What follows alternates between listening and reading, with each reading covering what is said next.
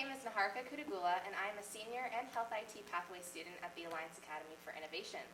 Today I'm here with industry professionals from the Law and Public Safety Pathway. This is another trade talk as a part of our ongoing series of learning from business and industry in our community. We as middle and high school students have a very important decision to make around high school career pathways as we begin to think about life after graduation. We hope these trade talks will help you and your families decide which one is best for you, and your counselors as well can help you decide which classes are best a fit for you. Before we get started, I would like to thank each panel member for joining with us today, and I would like for you to introduce yourself with your name, company, and your position there.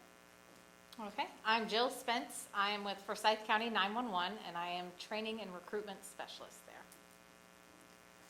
Michelle Cranford with Forsyth County Fire Department in fire prevention. Aaron Long, Forsyth County Fire Department and fire prevention as well. Awesome. Thank you for being here with us today, and we're going to jump into the first question. So, what motivated you to go into the field of law and public safety? I grew up as a kid with parents in public safety and in hospital environment as nurses and paramedics, and I enjoyed the shift work. I enjoyed being able to do ride-alongs or go to work with them and see how they helped other people on a day-to-day basis in their worst position. But I was afraid of needles, so I decided to go and be on the back end and help be a first responder from the first point of contact on the phone. I also had family who was in public safety. My father was an EMT when I was growing up. And outside of the obvious, where we all love to help people, I think initially that's why everybody gets into this line of work. But I think for me, it was more growing up. I watched my father and our family, and probably the brotherhood that was involved in the teamwork and our EMS family and whatnot. And that's kind of what drew me and kept me in that line. Along the same lines, really, I enjoy just helping people. And probably one of the biggest things as far as when I was younger, I realized I kind of wanted to have something a little bit different. I worked in retail and things like that when I was in high school, and I really did not care for the same thing. You go to work and do the same thing every day. It's kind of got mundane with me. So whenever I got into public safety, I figured out that it was something new every day. You really never knew what you're going to step into that day, and that kind of kept my interest in it more. It was something that it was kind of exciting to go to work, that kind of stuff. All right, so our next question is, what classes would you recommend students to take in high school so that they're better prepared for this pathway? Anything for us is just having a little bit of knowledge in the firefighting or the criminal justice or computers. You're working a lot with technology, so anything with that, you're typing, high speed. We're more of a multitasking. We can teach you how to do it, but it helps if you have a little general idea of it.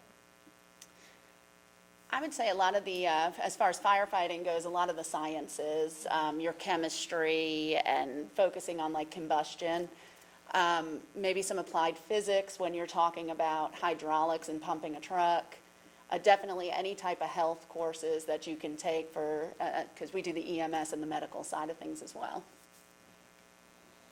Just to add on to that, I would say, as far as like some of your math classes, I'm not talking about high level math, but being comfortable with just general algebra and just kind of having the ideas of understanding on how equations work, that kind of thing, would be beneficial. Just kind of keep strong in as far as math, that kind of thing goes. All right, so describe your daily interactions with most people. Do you work more in groups? Do you work more individually? What do you do, and how does your job affect the community? Ours is individual and team setting. It can be you just one-on-one with someone on the other end of the line, but you're also working as a group to get one goal done. So you could take the call, but you could also need to be dispatching or having someone else do something for you. So it's a little bit of independent and a little bit of group setting. Ours is definitely a group setting. I mean, the only time it really would be individual is some type of self-study training. On a daily basis, generally we're working with 3 to 5 people on a call. But then if you have a larger scale event, you can have anywhere from 3 to 5 trucks with 3 to 4 people on them as well. Yeah, basically the same thing she just said, describing the same job. All right, so our next question is, what skills do students need to do your job, and what should they be good at, and what will make them successful? The most successful for us is being able to maintain your own composure. It's somebody's worst day, so you have to be that calm voice. It doesn't matter. You need to be able to multitask, you need to be able to type, and you need to be able to listen to what's going on, whether it's the caller, it's their tone, what's going on in the background, if someone else is asking you a question in the room. So you really need to, multitasking is big, but you also need to be able to focus and do multiple things at one time while